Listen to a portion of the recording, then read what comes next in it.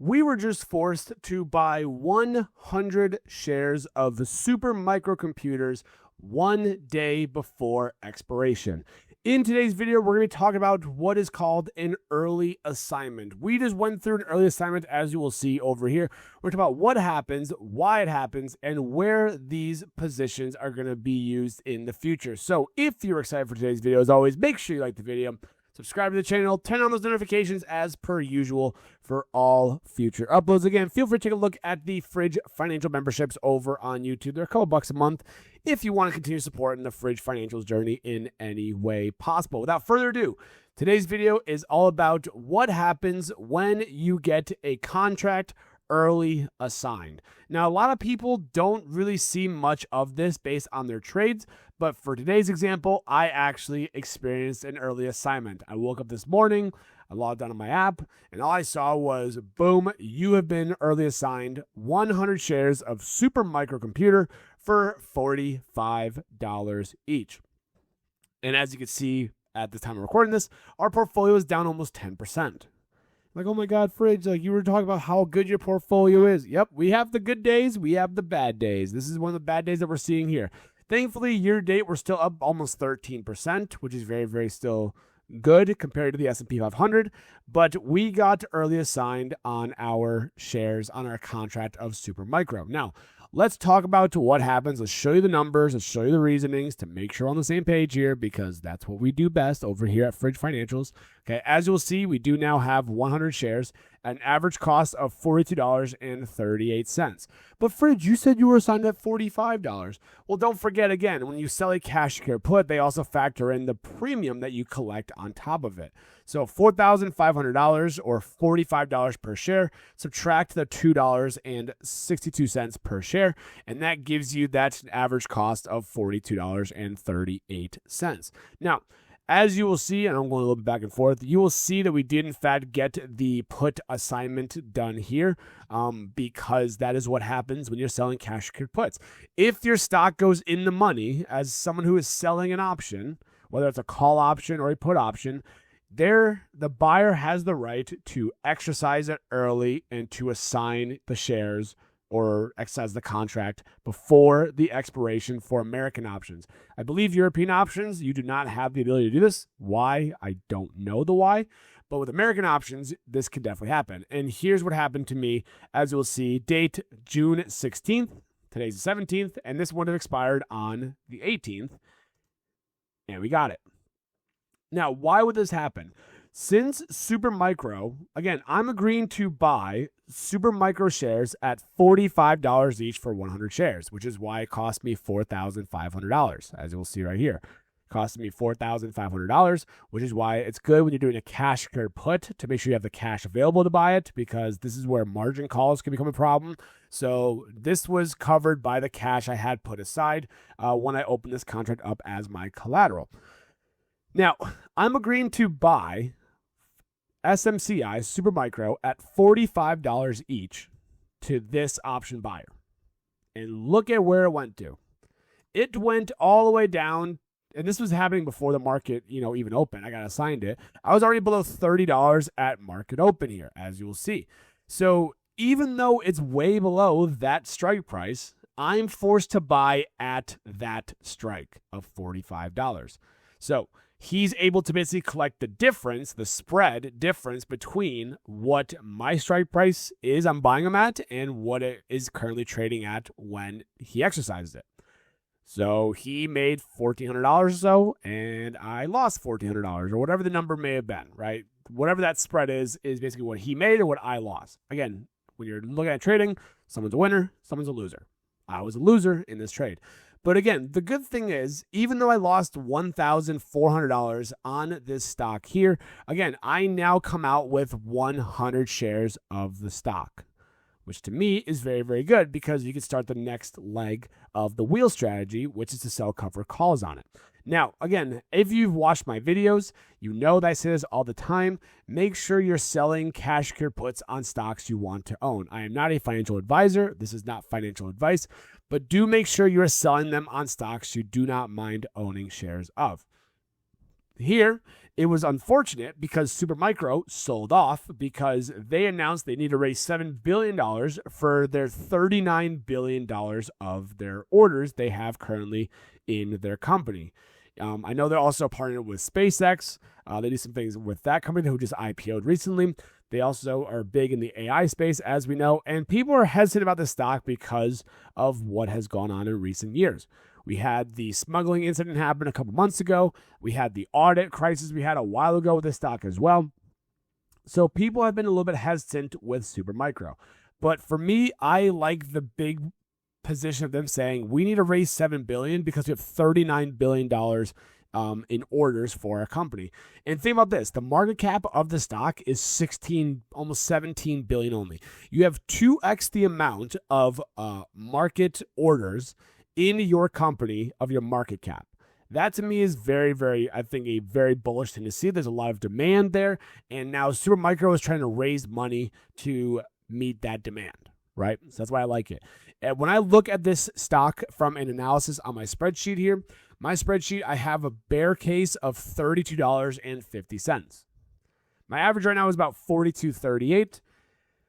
Base case is $41.79. And then bull case is $55.71. So that's what my projections are for the 1 year out. I'm basically in line with the base case of this position. Now, with that being said, there's different ways that I could have handled this trade.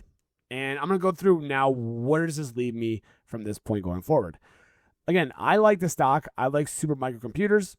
I like it. I think the sell-off could be a little bit of an overreaction because, again, the idea behind saying, oh, it's dilution risk, yes. But again, a lot of stocks do these kind of things to want to raise more money to then be able to grow and expand. SoFi did a dilution a little while ago. A lot of companies like to do that as they're growing. For example, Google is doing like some sort of dilution to raise more money for their company. It's not just the small cap companies that do that because, oh, we need to raise money because we're going broke here.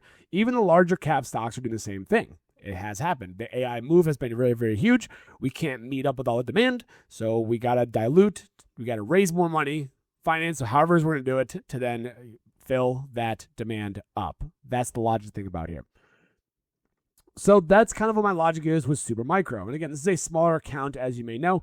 The only thing that I do feel a little bit hesitant with this is that it is a big position in my portfolio now because, again, as you see, it's only worth about $13,000.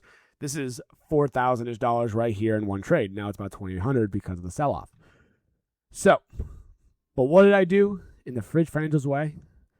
I went ahead and I sold another cash secured put.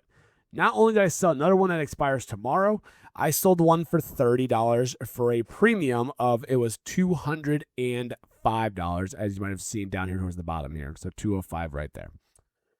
Why? What is the reasoning to this? And here's my logic. Again, I'm someone who likes the stock itself, and that's the huge thing to understand here. I'm not just doing it with stocks I don't like just for premium and for making some passive income, then everything goes sideways and then I cry about it.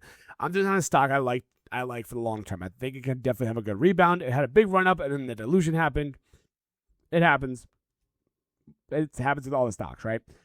So what is this going to do? Well, so right now it's at $28.30, which means that I could potentially be looking at also getting assigned again tomorrow at market close for buying another 100 shares of Supermicro. Say, oh my God, Fridge, why? But instead of buying 100 shares at the 45, I'm now going to buy 100 shares at the 30. What is that going to do? Well, that's going to reduce my average cost basis, which is what I want to do. I want to reduce my cost basis of this position. Now, this can go in different ways, okay? Calculator. So right now, my average cost basis is $42.38. This one, if I get assigned on this contract here, okay, my break even is $27.95. Okay, that's what it's going to be. And again, if I get assigned at that $30 strike price, I will actually have this would be my actual cost basis of $27.95. So we've got 100 shares at $27.95. We've got another amount of them, which was, I believe, 40 to 38, I believe. Let me just double check it really quick so my map is not incorrect for the viewers at home who are taking time to talk to me and watch me on YouTube on Fridge Financials, all that stuff. 42.38. Yep, got it. And then again, taking that and cutting it in half, because I take 100 shares, another 100 shares, cut it in half, brings my average cost basis to about $35. And again, remember, my bear case was $32.50. So I went from $42 down to $35, factoring in premiums and everything in between. Now that's if Super Micro goes below $30. I get assigned, and now there's my average cost basis that I will have starting up next week. And then I can sell cover calls, and I can reduce my cost basis even more and keep going and keep going and keep going.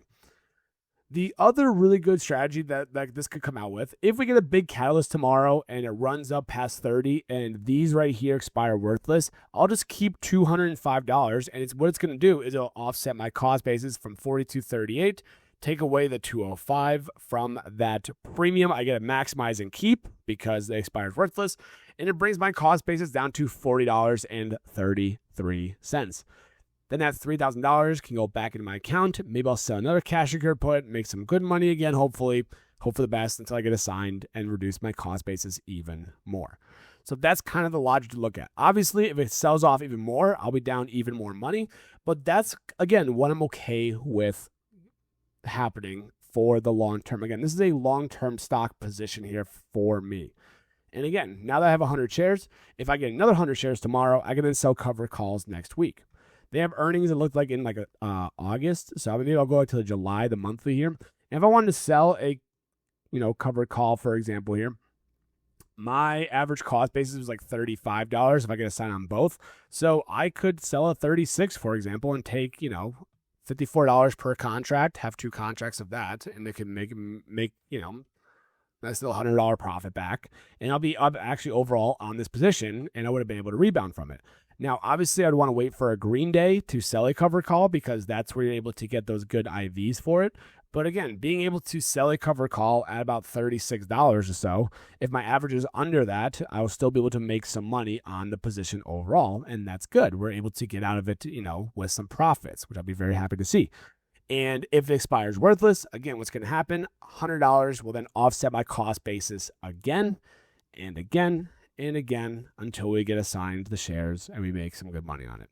So that's kind of the focus to look at. Now, again, selling cover calls is very much something that you have to really deeply consider because you have to be okay with selling the shares at a certain price. For me, for example, maybe I want to go with like a $40 one just to kind of get like $50 offset from it. But again, some really good share appreciation here maybe, because if I like the stock long term, why did I sell cover calls? And again, it's more of like a hedge in this position here because we don't know what could happen in the short term of things. For example, as you look at all these cover calls here, this one's going to expire worthless tomorrow. That one's going to expire worthless tomorrow. That expires. These are all going to expire a lot tomorrow worthless. So I was able to at least take a little bit of money and made while my long positions are being destroyed, losing value, whatever the case is. So we got early assigned on our option contract, and it's okay. Because now we're going to start doing the cover call phase. I have another position here, as you see, that can hopefully offset my cost basis as well. And we shall wait and see what happens in the long term. Thank you guys so much for watching today's video. If you did make this far in the video and you learned something new, make sure you like the video, subscribe to the channel, turn on those notifications as per usual. Feel free again to take a look at the memberships offered over on YouTube. Hopefully making money in the market in some way, shape, or form. And as always, I will catch you guys in the next video.